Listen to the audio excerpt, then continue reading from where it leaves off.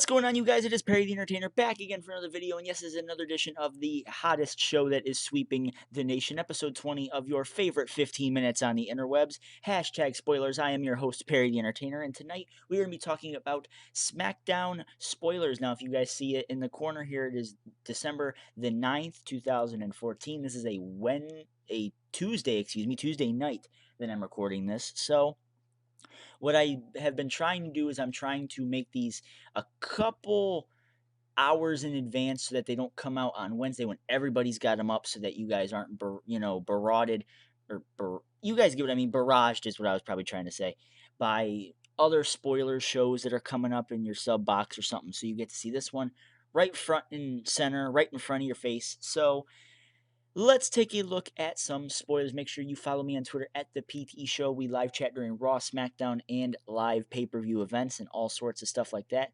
And if you have not done so already, I definitely recommend you guys go subscribe to the show. We're only just getting started, and I'm looking to make more of these in the future. Well, episode 20, here we go.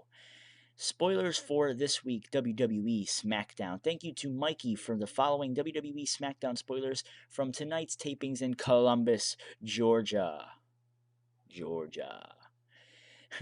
There was an opening segment in the ring with tables, ladders, and chairs to promote the TLC pay-per-view, as if there's not enough build-up for the show already.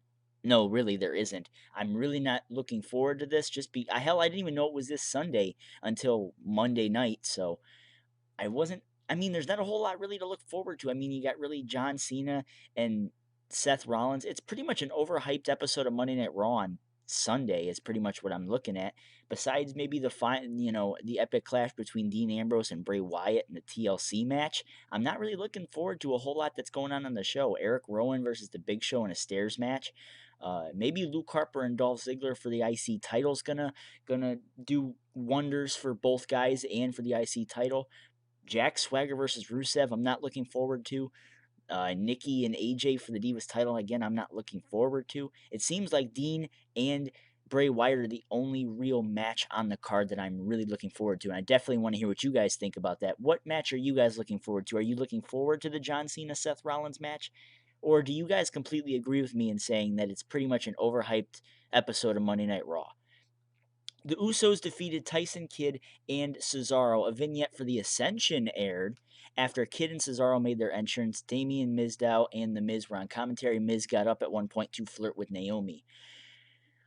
More. Oh, yeah, that's right. We do have a tag team title match this Sunday. It's Sandow and The Miz versus the Usos for the tag team championships. Again, I completely forgot about this, but I like them trying to bring in some sort of personal issues. I did mention this last week that I do like when feuds get a little personal. It makes things look good for real life television, and it separates reality TV from sports entertainment. And I think right now, doing this flirting thing with Naomi and just getting personal with the Usos is just making this feud a lot better. And hell, it's the way I'm seeing it, I can definitely see it being kind of the striking of the match for a possible Usos turn. And hell, if they have this going on for the Ascension, in a vignette for the Ascension, maybe they're gonna bring up the Ascension to feud with the Usos. And imagine how well that would do for the Ascension against the tag team of the year. Imagine how good that would be for their name, and what insurmountable odds they can get when they actually make their debut. Maybe by the end of the year. What do you guys think about that? The Ascension making a vignette. I don't really like it being on SmackDown because not a whole lot of people watch that compared to Monday Night Raw.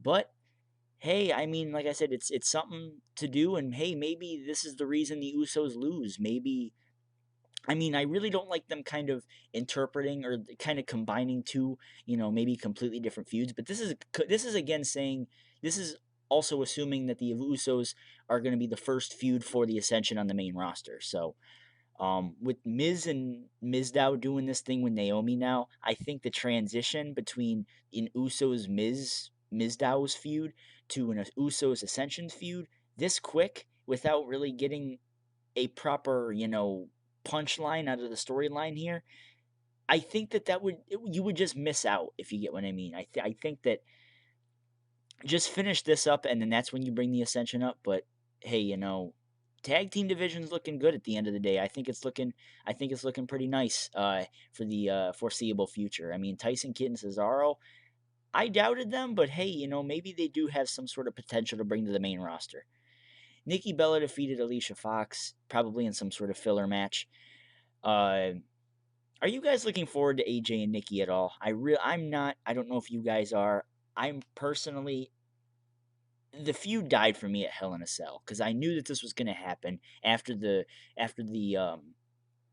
the thing with Nikki, the thing with Brie went downhill, and then they turned her heel for absolutely no reason at Survivor Series, and hell, maybe they are planning on doing a Brie Bella Daniel Bryan moment at WrestleMania. If that does happen, more power to her, but they need they need girls like Charlotte on the main roster. Not right now. I don't want to see her on the main roster right now because, like I've said before, they kind of have too many cooks in the kitchen. And apparently, the only reason you're on the main roster now is if you're on Total Divas, and that's what 7/8 of the entire damn roster. So, hey, by the way, speaking of that, they did break the mold. They're on Total Divas, and Nikki's the champion. So, I guess that little debate about Vince saying that he doesn't want his Divas champion on Total Divas apparently was false, wasn't it?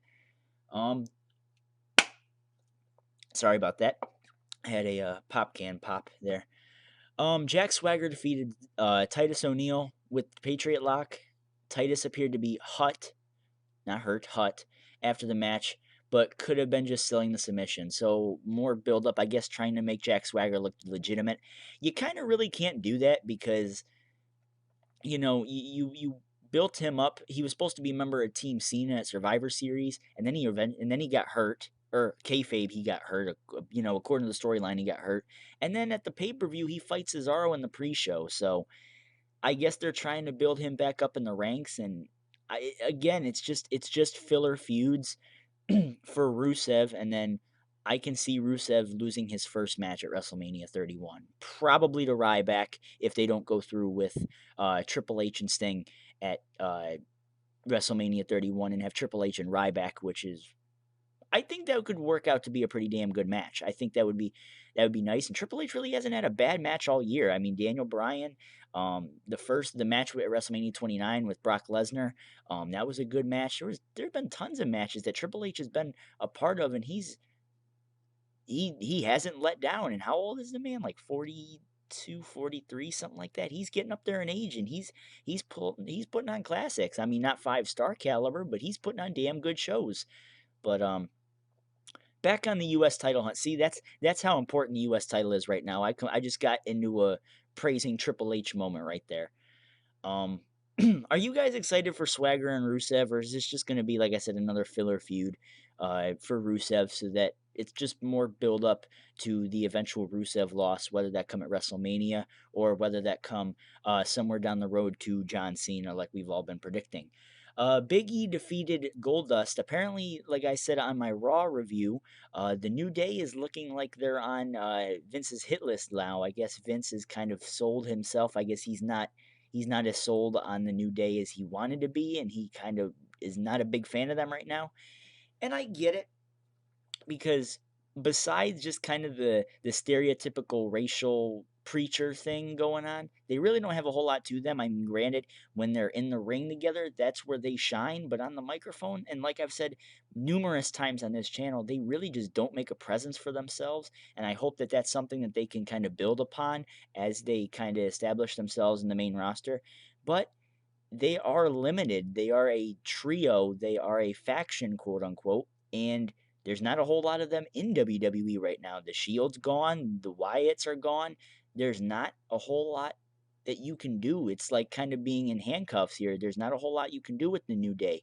And I guess putting them with a comedic heel tag team like the Dust Boys and having them go over maybe at TLC or something, maybe can try and legitimize them. But at the end of the day, Goldust and Stardust are really not over either. WWE fans don't really give a damn about them. So it really kind of makes me worried. It makes me question what WWE has in store for the New Day and what they can do to get them over with the fans, because that can stuff that they do on SmackDown just does not work. It feels forced and it feels very, very, very edited. And I know SmackDown is extremely edited to begin with. So let's not make it completely evident now, shall we? John Cena comes out to a big pop. Wow, John Cena's on SmackDown. that was a joke. King of Zing right here. 5 points to anybody who got that reference. Cena talked about TLC and Seth Rollins interrupt. They had words about the tables match on Sunday. Well, that's nice. I guess they had words. I guess what, they probably sat at a table, maybe had a little tea party or something. They had words. They had, the fisticuffs come Saturday, right? No, or Sunday, excuse me. To be honest with you guys, I'm not really that sold with John Cena and Seth Rollins. I'm really not. And just because they add this stipulation in with John Cena losing his number one contendership if he loses, to be honest, that just kind of puts Brock at more of an advantage. He doesn't have to show up for something. And it's just one more date that WWE can save on the road to WrestleMania, because Brock's contract is up after WrestleMania, and odds are he's going to go back to the UFC. So I guess WWE should probably start trying to ration whatever dates are left on Brock's contract. He might have signed that actual contract that lets him come out, he can come out every week if he wanted to. I'm not sure about that. But Brock needs some sort of filler going into WrestleMania, and whether that be with Cena, with Orton, with Sheamus, with Big Show, I don't give a damn. He needs someone. He needs to be on TV, because we need to be reminded, and just because Paul Heyman reminds us does not mean that we are fully reminded that Brock Lesnar is the champion. We have a part-timer as champion who hasn't showed up to WWE. He's not been on Raw, hasn't been at any pay-per-view since Night of Champions. And that was back in September, you guys. It is December 9th. And there is no timetable as to when he's going to be coming back. Apparently he's scheduled for the Royal Rumble, but apparently he was scheduled for the Slammies and he got taken off for that. So, who knows at this point really when the hell Brock's going to be coming back. So, I've said it before. I like them using Seth Rollins as public enemy number one. I like them kind of making him the main heel without being champion, and without kind of making the Money in the Bank briefcase very valuable. But that at the same time, that's actually what kind of puts Seth Rollins at a detriment. He's holding a briefcase that isn't being used. He can't use it because the champion's never on TV. You don't show any value in the damn thing, and there are no matches for the Money in the Bank contract, so it doesn't just seem as valuable. Maybe it's starting to run its course. Maybe, it's becoming less and less, valuable. I don't know. What do you guys think about that? And the crowd has been dead, but are waking up for some of the main event. I like how that's actually a detail in here. Ryback, Dolph Ziggler, and Eric Rowan defeated Luke Harper, Big Show, and Kane. Ryback hit Shell-Shocked on Harper for the win. There was chaos after the match as ladders and chairs that were around the ring were used by the baby faces against the heels. Ziggler did a huge spot with the ladder, sending it to the outside on Show, Kane, and Harper. So, more mindless build-up to 3 matches on the card. I don't know. This SmackDown seems like it's all over the place. Absolutely nothing for Dean Ambrose and Bray Wyatt. I don't know. A lot of this shit just seriously looks like it's just thrown together. But at the same time, so was the Slammies, for God's sake. There was a lot of stuff from that Slammies episode that I really question. Anyway,